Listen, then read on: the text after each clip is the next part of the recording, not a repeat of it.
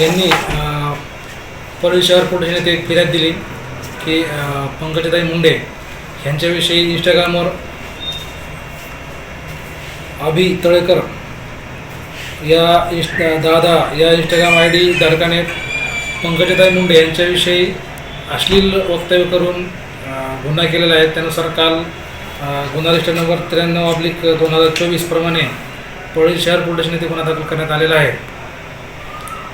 सदर आरोपी यास परभणी येथे ताब्यात घेतलेला आहे. त्याचा आम्ही ताब्यात घेऊन पुढील कारवाई करीत आहोत. सर, आपण नागरिकांना त्यांना पोलीस स्टेशनमार्फत आवाहन करण्यात येते की सोशल मीडियामार्फत कुठलेही अश्लील किंवा इतर कुठल्याही कमेंट करून सामाजिक सुव्यवस्था बिघडून कायदा व सुव्यवस्थाचा भंग होईल असं कुठलेही वक्तव्य कोणी करू नये.